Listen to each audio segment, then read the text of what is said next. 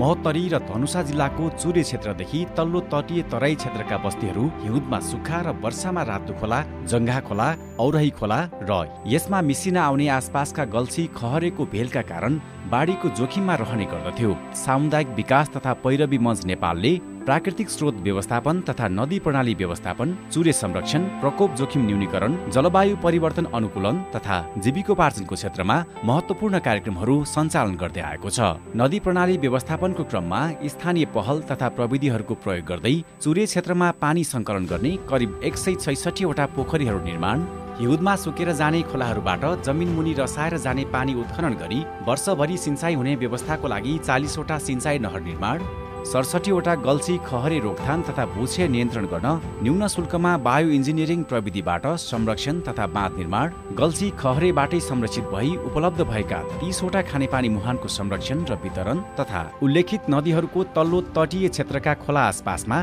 खाली र पर्तिरहेका करिब 2000 हेक्टर फाँटहरूमा फलफूल तथा बगर तरकारी खेती गरी भूमिहीन, गरिब, महिला साथै अल्पसंख्यकहरूलाई दिगो जीविकोपार्जनमा सहभागी तथा परिचालन गर्दै आएको छ। विभिन्न दात्री निकायको आर्थिक सहयोग तथा स्थानीय सरकारवाला संस्थाहरूसँगको सहकार्यमा यी परियोजनाहरू सम्पन्न भएका हुन्।